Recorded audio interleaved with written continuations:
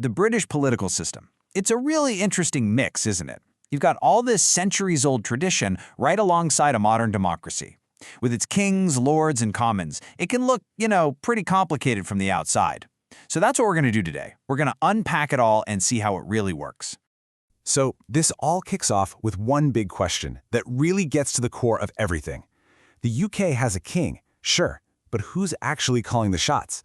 This is the central puzzle we're going to solve. And the answer? Well, it tells you pretty much everything you need to know about how the UK is run. Okay, so here's our game plan. First, we'll look at the difference between the Crown and the government. Then we're going to dive into Parliament's two houses, follow the journey of a bill becoming a law, check out how elections actually work, and finally, we'll wrap up with the UK's core system. All right, let's start right at the top. You see, the UK kind of has two leaders, a head of state and a head of government. And believe me, what they each do is completely different. And this is where you can see that split really clearly. On one hand, you've got the monarch, who's the head of state. Their job is mostly symbolic, ceremonial. They're there to represent national unity. But then you have the prime minister, the head of government. This is where the real executive power is. They're the one leading the country and making all the key decisions. So what do you call this whole system? It's a constitutional monarchy. And the key thing to remember is this. The monarch reigns, but they don't rule. Their power is limited by laws and tradition, while the actual job of governing is done by the people who are elected. Now, of course, a system like this comes with a lot of debate, and a huge part of that conversation comes down to money. The sovereign grant, that's the public funding for the monarchy's official duties, cost taxpayers over £86 million back in 2021-2022. Now, folks who support the monarchy will tell you that cost is worth it. They see it as a powerful symbol of history and who the UK is as a nation. It provides a stable, non-political figurehead who's above all the political arguments. Plus, they argue it's a huge boost for tourism and, it enhances the UK's global brand, what people call soft power. But of course, there's another side of this story.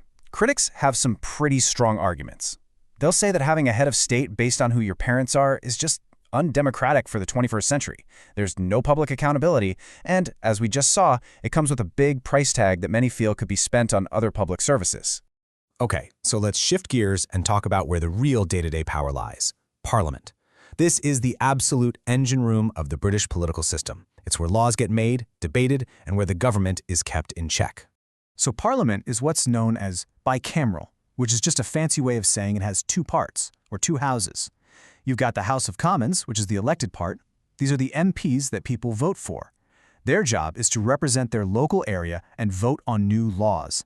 Then you have the House of Lords. Its members are appointed, not elected. They're experts, bishops, and a few remaining hereditary members. Their main job isn't to create laws, but to review and improve the laws that come from the Commons.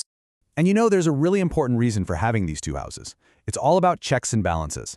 It's designed to make sure that no law gets passed too quickly without being carefully looked at from a bunch of different angles. It kind of acts as a safety brake. Okay, so how does an idea actually become a law that affects everyone? What's the process? Let's follow the journey. Right, so any new law starts its life as something called a bill. First, it gets introduced. Then there's a big debate on the main ideas. If it passes that, it goes to a smaller committee where they go through it line by line, making changes. After a final debate and vote, it gets sent to the other house, so from the Commons to the Lords or vice versa. And the whole thing happens all over again. Only when both houses have agreed on the exact same wording does it go to the monarch for royal assent, which is the final stamp that makes it an official law. So we've talked about the Crown and Parliament, but where do the people fit into all this? Well, through elections, of course. But the way those elections work, well, that's a whole other can of worms. It's pretty controversial, and here's why. The system the UK uses is called first past the post. Basically, the country is split into a bunch of local areas or constituencies. In each area, whoever gets the most votes wins the seat. It's a simple race to the finish line. You don't need to get more than half the votes. You just need one more vote than the person who came in second. Okay, and this is where things get really interesting. Let's look at the 2015 election as an example. The Conservative Party won that election, but they only got 36.8% of all the votes cast across the whole country. That means that almost 2/3 of the people, over 63%, actually voted for someone else. And that right there is the #1 criticism of this whole system. That 36.8% of the vote was enough to give that one party a majority of the seats in parliament, which meant they got 100% of the power to govern. It creates this huge gap between how many people support a party nationally and how much power it actually gets. So let's break down the pros and cons. On one hand, the system is simple to understand, and it usually gives us strong, stable governments that can get things done. But on the other hand, you get these really disproportionate results. It creates millions of wasted votes for losing candidates, and it makes it incredibly hard for smaller parties to ever win seats. All right, let's look at the final piece of the puzzle, the court system. Once Parliament makes the laws, you need someone to interpret them and make sure they're applied fairly to everyone. That's the job of the judiciary, the guardian of the law.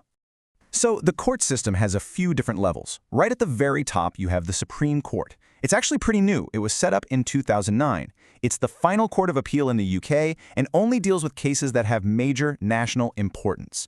Below that, you have the Court of Appeal and the High Court, which handle appeals and other complex cases. This quote really gets to the heart of it. For this whole thing to work, you absolutely have to have courts that are free from political influence. Their only job is to apply the law as it's written, without fear or favor. That's what ensures everyone, even the government itself, has to play by the rules.